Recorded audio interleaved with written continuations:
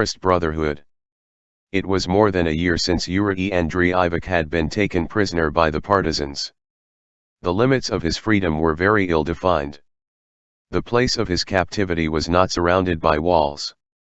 He was not under guard, and no one watched his movements. The partisan force was constantly on the move, and Yuri Andreevich moved with it. It did not remain apart from the local population through whose lands and settlements it passed. It mixed and indeed dissolved in it. On the surface, this captivity, this dependence, seemed to be non-existent, as though the doctor were free and merely failed to take advantage of his freedom. His captivity, his dependence, were not different from other forms of compulsion in life, which are often equally invisible and intangible, and seem to be non-existent and merely a figment of the imagination, a chimera. But although he was not fettered, chained, or watched, the doctor had to submit to his unfreedom, imaginary though it appeared. Each of his 3 attempts at escaping from the partisans had ended in capture. He did not suffer any penalties, but he was playing with fire, and he did not try again. He was favored by the partisan chief, Librius Mikolitsin, who liked his company and made him sleep in his tent. Yuri Andreevich found this enforced companionship irksome. 2. During this period, the partisans were constantly moving eastward. At times this movement was part of the general campaign to drive Kolchak from western Siberia. At other times, when the whites struck from the rear, threatening to encircle the partisans, the same eastward marches turned into retreats. For a long time the doctor could not understand these subtleties. The partisans moved parallel to the highway and occasionally they made use of it. The villages and small towns along it were red or white according to the fortunes of war. It was difficult to tell from their outward appearance in whose power they were at any particular moment. While the peasant army was passing through the villages or small towns, everything else in them sank into insignificance. The houses on both sides of the road seemed to shrink into the ground, and the riders, horses, guns, and big jostling riflemen splashing through the mud loomed higher than the houses. One day, in one such small town, the doctor was ordered to take over a stock of British medical supplies abandoned by the White Officers' Unit under General Capel and now seized by the partisans. It was a bleak, rainy afternoon with only 2 colors. Wherever the light fell it was white, everywhere else it was black. And the doctor's mood was of the same bleak simplification unsoftened by transitions and halftones. The road, completely destroyed by the frequent movements of troops, was nothing but a river of black mud. It could be forded in only a few places, which could be reached by hugging the houses for hundreds of yards. It was in these circumstances, at Pazhinsk, that the doctor met Pelagya Tiagonova, who had been his fellow passenger in the train from Moscow. She recognized him first. It took him some moments to remember the woman who kept looking at him from across the street. As from the opposite bank of a canal, with an expression suggesting a readiness to greet him if he knew her or to remain anonymous if he did not. Finally he did remember her. And, together with the picture of the overcrowded freight car, the labor conscripts and their guards, and the woman with a braid over her shoulder, there flashed into his mind an image of his family. Sharp details of the journey crowded in on him, and the faces of his dear ones, whom he missed desperately, rose vividly in his memory. He nodded to her to go farther up the street to a place where it could be crossed on stones protruding from the mud and, walking in the same direction, went over and greeted her. She told him many things about the past 2 years. Reminding him of Vasia, the boy with the handsome, unspoiled face, who had been unlawfully conscripted and who had shared their car, she described her stay with his mother in their village, Veriteniki. She had been very happy among them, but the village treated her as an outsider.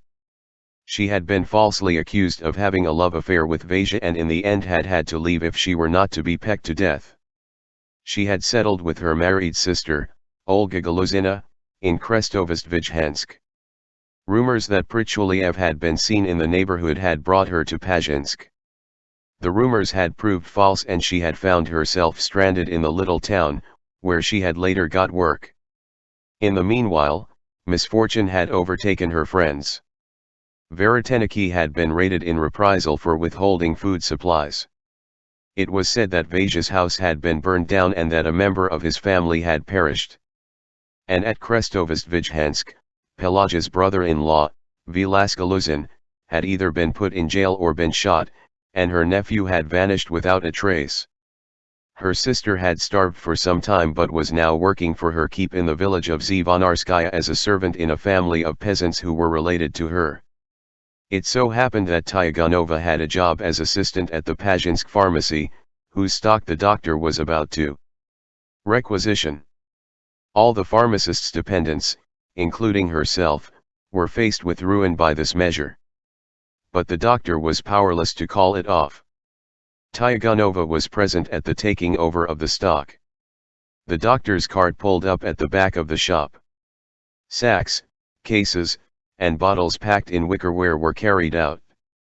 The employees watched the operation dejectedly, and their feelings seemed to infect the pharmacist's thin, mangy mare watching sadly from her stable. The rainy day was drawing to its close. The sky cleared a little. Hemmed in by the clouds, the setting sun peered out and splashed the yard with dark bronze rays, casting a sinister glow on the puddles of liquid manure. The wind did not stir them. The muddy slops were too heavy. But the rain water on the road rippled and glistened with cinnabar reflections. The troops moved on along the street, walking or riding around the deeper pools. The requisitioned supplies were found to contain a whole jar of cocaine, to which the partisan chief had recently become addicted. 3. The doctor was up to his neck in work. In winter there was typhus and in summer dysentery, and on top of all that there were the wounded, whose numbers kept increasing now that the fighting was renewed. In spite of setbacks and frequent retreats, the ranks of the partisans were continually swollen by new insurgents from the settlements through which the peasant hordes passed and by deserters from the enemy. In the 18 months the doctor had spent with the partisans, their army had increased tenfold, actually reaching the number of which Libriu Zaverkievich had boasted at the underground meeting at Krestovostvizhansk. Yuri Andreevich had several newly appointed medics and 2 chief assistants. Both former prisoners of war, Kiranai Lehos, a Hungarian communist who had been a doctor in the Austrian army, and the Croat, Angeler, who had had some medical training. With the former, Yuri Andreevich spoke in German. The latter more or less understood Russian. 4. According to the Red Cross International Convention, the army medical personnel must not take part in the military operations of the belligerents. But on one occasion the doctor was forced to break this rule. He was in the field when an engagement began and he had to share the fate of the combatants and shoot in self-defense. The front line, where he was caught by enemy fire, was at the edge of a forest. He threw himself down on the ground next to the unit's telephonist. The forest was at their back, in front of them was a field, and across this open, undefended space the whites were attacking. The whites were now close enough for the doctor to see their faces. They were boys, recent volunteers from the civilian population of the capitals, and older men mobilized from the reserve. The tone was set by the youngsters, first-year students from the universities and last-year students from gymnasiums. None of them were known to the doctor, yet half the faces looked familiar. Some of them reminded him of former classmates and he wondered if they were their younger brothers. Others he felt he had noticed in a theater crowd or in the street in years gone by. Their expressive, handsome faces seemed to belong to people of his own kind.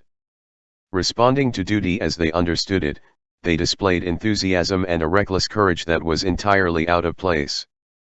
Advancing in extended formation and excelling the parade ground smartness of the Imperial Guards.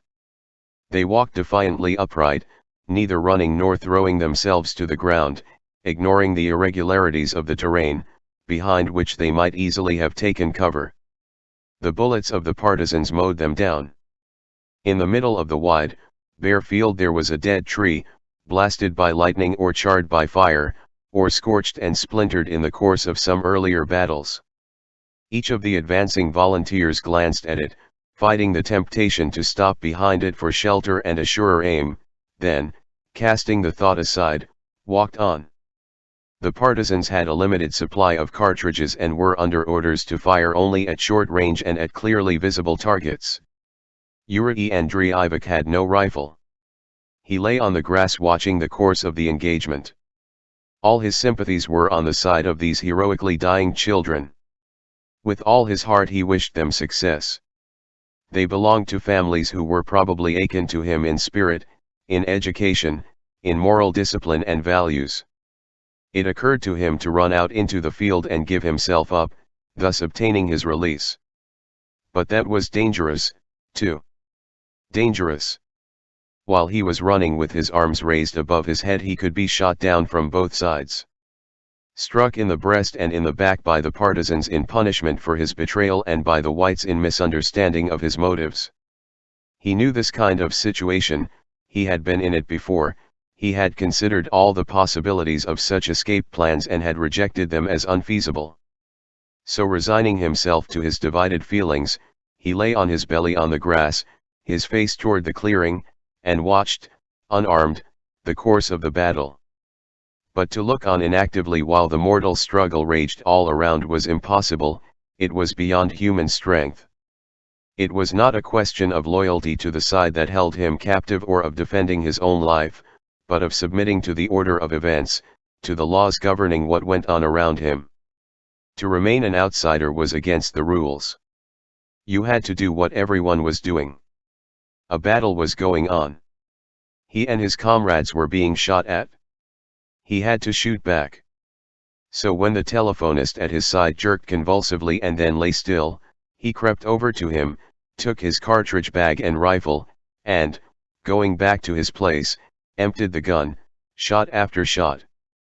But as pity prevented him from aiming at the young men whom he admired and with whom he sympathized. And simply to shoot into the air would be too silly, he fired at the blasted tree, choosing those moments when there was no one between his sights and his target. He followed his own technique, setting the sights and gradually improving his aim as he pressed the trigger slowly and not all the way down. As if not in fact intending to release the bullet. So that in the end the shot went off of itself and as it were unexpectedly. He fired with the precision of old habit at the dead wood of the lower branches, lopping them off and scattering them around the tree.